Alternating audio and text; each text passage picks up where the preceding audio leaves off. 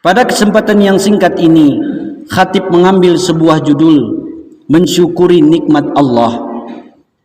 Hadirin sidang jamaah Jumat yang dimuliakan Allah Subhanahu wa ta'ala. Ayat yang telah kami bacakan ini sering diulang kaji dan sering disampaikan oleh penceramah kita, baik di mimbar maupun di tempat yang lainnya.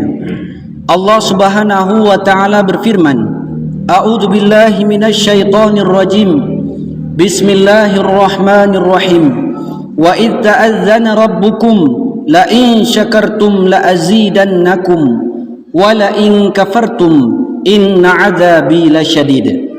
Dan ingatlah ketika Tuhanmu memaklumkan, sesungguhnya jika kamu bersyukur, niscaya aku, kata Allah, akan menambahkan nikmat kepadamu.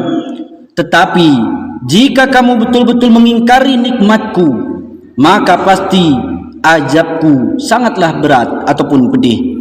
Surah Ibrahim ayat ke-7. Majelis sidang jamaah fardu Jumat yang dimuliakan Allah Subhanahu wa ta'ala. Begitu banyak nikmat yang telah Allah berikan kepada kita.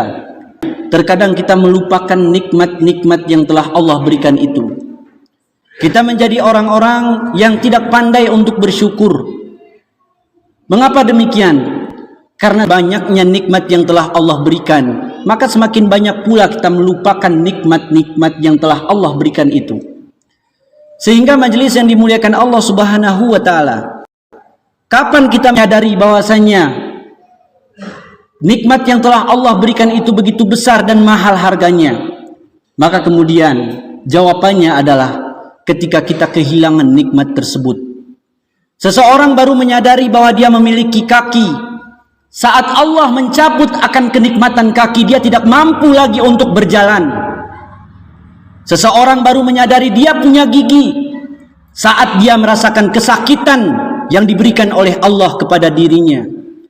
Seseorang baru menyadari bahwa dia memiliki mata ketika Allah telah menghilangkan penglihatannya. Baru dia tahu begitu mahalnya harga daripada sebuah kenikmatan untuk melihat. Begitu mahalnya kita memiliki kaki, begitu mahalnya kita memiliki tangan, begitu mahalnya kita memiliki anggota tubuh yang lengkap.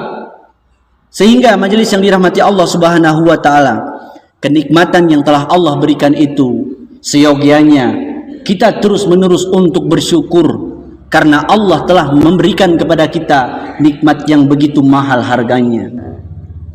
Majelis yang dirahmati Allah Subhanahu wa ta'ala, maka Allah pun memerintahkan kepada kita untuk mengingat nikmat tersebut yang telah Allah berikan kepada kita semuanya. Nikmat keluarga misalnya, itu merupakan nikmat yang sangat luar biasa. Seorang istri akan baru terasa bahwasanya dia memiliki suami ketika si suami telah tiada. Begitu juga sebaliknya, seorang suami akan mengingat kebaikan-kebaikan istrinya di saat istrinya sudah tiada. Seorang anak begitu pula, dia akan mengingat begitu besarnya nikmat keluarga saat di hadapan tidak ada lagi orang tua, kekasih tercintanya, sehingga akan mereka lihat ke belakang. Andai kata masih ada orang tua, maka siogianya ini yang aku kerjakan, ini yang aku lakukan. Tapi kemudian mereka melihat nikmat berkumpul dengan keluarga sudah tiada. Barulah pada saat itu mereka akan mengingat, dan kita akan teringat begitu mahalnya nikmat berkumpul dengan saudara dan keluarga tersebut. Majelis yang dirahmati Allah Subhanahu wa ta'ala, di tengah kota suatu hari Ibrahim bin Adham melihat seseorang yang berteriak. Dia mengatakan, bersyukurlah kepada Allah sebagaimana Allah telah memberikan kepadaku nikmat yang besar. Setiap hari itu yang diucapkan oleh orang ini. Lalu kemudian Ibrahim bin Adham pun mendatangi orang yang berteriak ini. Ternyata majelis yang dirahmati Allah Subhanahu wa ta'ala, orang yang berteriak ini adalah seorang pengemis, dan kemudian dia tidak memiliki tangan dan kaki. Kata Ibrahim bin Adham, wahai saudaraku, mengapa engkau mengatakan bahwasanya bersyukur kepada Allah atas nikmat Allah terhadap dirimu, sementara engkau tidak memiliki tangan dan kaki? Apa yang dijawab oleh si pengemis ini, betul, saya tidak memiliki tangan dan kaki, tapi Allah telah menganugerahkan kepada diriku nikmat hati, yaitu hati yang selalu mengingat Allah, dan kemudian nikmat lisan yang selalu mengagungkan dan bersyukur kepada Allah. Karena itu semuanya tidak dapat aku bayar, karena aku selalu bersyukur dengan lisan yang telah Allah berikan, dengan hati yang telah Allah berikan. Itu merupakan jawaban si pengemis yang tidak memiliki tangan dan kaki. Pertanyaannya, kita yang memiliki anggota tubuh yang lengkap, bagaimana lisan kita bersyukur kepada Allah? Bagaimana hati kita selalu mengingat atas nikmat Allah?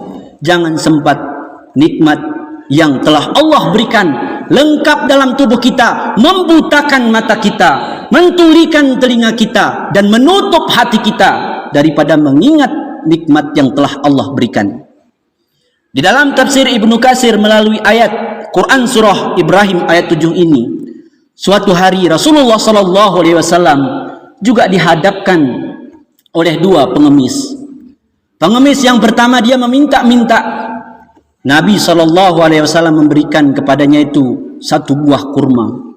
Apa yang dikatakan oleh si pengemis ini? Kalau engkau ingin memberikan hanya satu buah kurma, aku tidak akan menerimanya. Nabi pun kemudian pergi meninggalkan si pengemis yang pertama ini. Dan kemudian ada pengemis yang lain yang meminta-minta. Maka Nabi memberikan kurma yang sama. Apa yang dikatakan oleh pengemis ini? Maha suci Allah yang telah memberikan nikmat kepadaku melaluimu, wahai Nabiullah.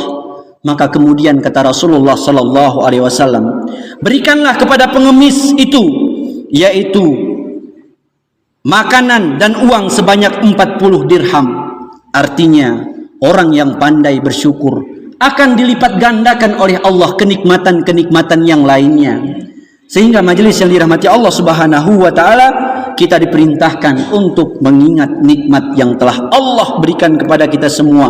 Karena nikmat yang telah Allah berikan ini tidak dapat kita hitung dan tidak dapat kita nilai betapa mahalnya harga kenikmatan yang telah Allah berikan kepada kita semua. Wa in ta'uddu ni'matallahi la tuhsuha. Jikalau sekiranya engkau ingin memperhitungkan bagaimana nikmat Allah, niscaya engkau tidak sanggup untuk memperhitungkan nikmat-nikmat yang telah Allah berikan tersebut. Majelis yang dirahmati Allah Subhanahu wa taala, Imam Al-Ghazali menuturkan minimal ada 4 yang kita lakukan untuk mensyukuri nikmat yang telah Allah berikan kepada diri kita. Yang pertama, kata Imam Al-Ghazali, bersyukurlah kepada Allah dengan hati yang telah Allah berikan. Dengan hati ini mampu untuk mensyukuri nikmat-nikmat yang telah Allah berikan kepada diri kita semuanya. Sebagaimana dalam Quran surah An-Nahl ayat 53, Allah berfirman yang artinya, segala nikmat yang ada pada kamu berasal dari Tuhanmu. Andai kata Allah mencabut nikmat-nikmat tersebut, barulah kita menyadari betapa mahalnya harga tersebut. Maka bersyukurlah dengan hati yang telah Allah berikan ini, sebagaimana pengemis yang berdialog dengan Ibrahim bin Adham. Kemudian yang kedua, bersyukurlah dengan lisan. Bila hati seorang telah sangat yakin bahwa segala nikmat yang didapatkan berasal dari Allah, dia pasti akan mengucapkan alhamdulillah. Segala puji hanyalah milik Allah, Tuhan semesta alam. Oleh karena itu, jika mendapatkan nikmat dari seseorang, lisannya tetap memuji Allah, karena mesti disadari bahwa orang itu sekedar perantara Allah Subhanahu wa taala. Maka ucapkan melalui lisan yang telah Allah berikan ini. Dan kemudian yang ketiga, bersyukur dengan tindakan ataupun amal perbuatan.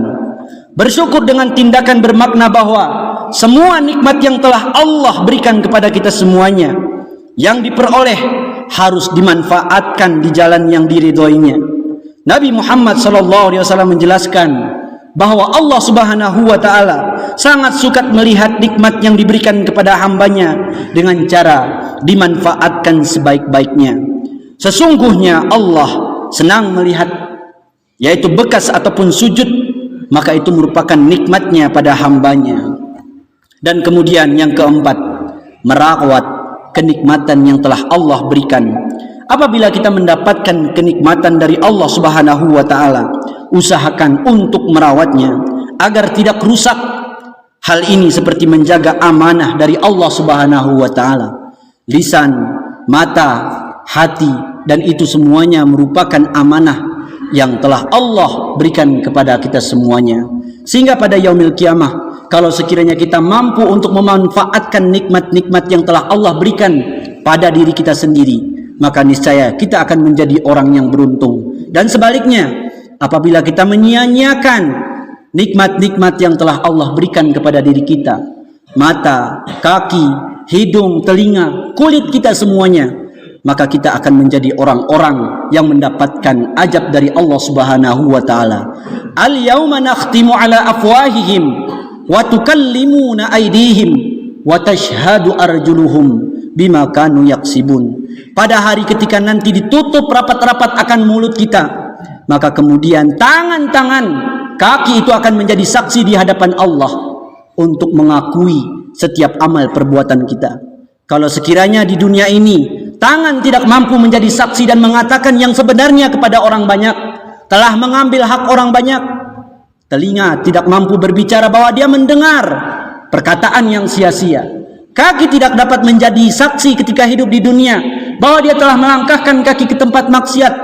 Pada hari kiamat kelak, ketika mulut dikunci rapat-rapat, mereka itu semuanya akan menjadi saksi. Wa arjuluhum bima kanu yaksibun, dan kaki mereka itu akan menjadi saksi tentang apa yang telah mereka usahakan semasa hidup di dunia. Majelis yang dimuliakan Allah Subhanahu wa taala. Oleh karena itu, mari bersama-sama kita manfaatkan nikmat yang telah Allah berikan kepada diri kita, terutama nikmat kehidupan yang telah Allah berikan kepada kita, dan semoga kita terus menerus untuk mengingat nikmat tersebut, sehingga ketika kita mengingat, maka Allah akan menambah nikmat yang lainnya, sebagaimana yang telah Allah firmankan, wa itta'adzana rabbuka la in syakartum la azidannakum wa la in kafartum inna azabi lasyadid. Dan ingatlah ketika Tuhanmu memaklumkan, sesungguhnya jika kamu bersyukur, niscaya aku, kata Allah, akan menambah nikmat kepadamu. Tetapi jika kamu mengingkari nikmatku, maka pastilah azabku sangat pedih. Quran Surah Ibrahim ayat 7. Barakallahu li wa lakum bima fihi minal ayati wa dzikril hakim, wa taqabbala minni wa minkum tilawatahu, innahu huwal ghafurur rahim.